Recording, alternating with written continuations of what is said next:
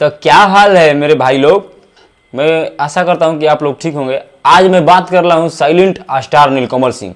इनको silent star ये मैंने खुद से नाम नहीं रखा, इनका नाम एक खुद पब्लिक ने रखा है, साइलेंट स्टार नीलकमल सिंह। इनका एक टीजर आउट हुआ है जो कि टी सीरीज हमारे भोजपुरी से आ रहा है। इनका एक बहुत ही प्यारा, बहुत लाजवाब गाना जो कि तूफान लेकर आए नीलकमल सिंह। इनके बारे में तो चर्चा कोई नहीं करता है, कोई भी यूट्यूबर हो चाहे इंस्टाग्राम पर रील्स क्रिएटर हो, ज़्यादा चर्चा नहीं करते हैं। लेकिन ये जब भी गाना लेकर आते हैं मार्केट में, तूफान लेकर चलते हैं अपने साथ। इनका गाना आ रहा है कमर अप कमर डाउन, समझ जाइए कि हम समझ जान, इतना वीडियो को क्वालिटी इतना अच्छा है, इतना डांस कितना अच्छा कोरियोग्राफर किया गया इस गाने में, आप क्या जानिएगा। आपको बस ये करना है कि आप नीलकमल सिंह को सुनते होंगे, मानते होंगे और उनको एकदम दिल से मानते होंगे ना भाई, तो जरूर नीलकमल सिंह का ये गाना सुनिएगा। टी सीरीज हमारे भोजपुरी से आएगा।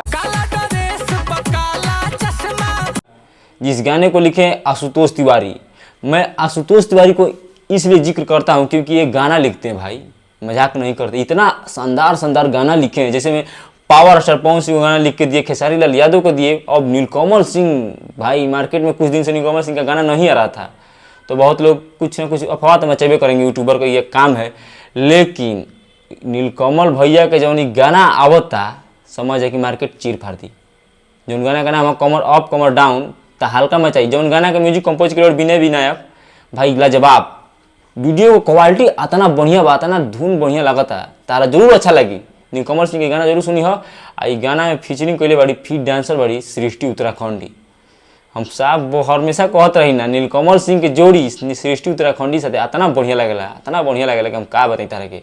जोड़ी एक पीस बा आ देख लो होगा, सृष्टि उत्तराखंडी लागत है कि कोनो एग्रीमेंट कर ले नीलकमल सिंह के साथ, बैक टू बैक खाली नीलकमल सिंह के साथ ही गाना होता और कोनो भी स्टार के साथ ना। लेकिन देखत देखत जोड़ी बहुत अच्छा लगता आदमी के। तो इस गाना के तरफ प्यार जरूर देवे को। टी सीरीज हमारे भोजपुरी से आई आ टीजर आउट हो गई बा, टीजर पर भी अच्छा खासा व्यू बा। लेकिन तहारा प्यार के जरूरत बा, एक बार तू जरूर बरसी हो। जो उनके पिछला गाना नीलकमल सिंह के प्यार देखल रह जनता, हरिया हरियरी रह भाई, मार्केट में एकदम तहलका मचा होता। इंस्टाग्राम पर 2 से 3 मिलियन रील बन गई पे, और यूट्यूब पर तो 50 से 60 मिलियन हो गई हुई। तो देखिए एक बार जरूर जाके। और लेकिन ये गाना तारा सुने के चाहिए भाई, कमर अप कमर डाउन। जानते मैंने कि इंस्टाग्राम पर वायरल होगी तब तू सुनब, लेकिन ना पहले ही सुनब तो तनी कलाकार के मनोबल बढ़ी। तो भाई अगर कलाकार मेहनत करता तो समझो तो कितना मेहनत लगेगा वीडियो बनाने में। पहले वीडियो के गाना लिख, राइटर लिखी हन, फिर म्यूजिक कंपोज करी हन, फिर गई हन, फिर शूटिंग करी हन, फिर एक्टिंग करी हन।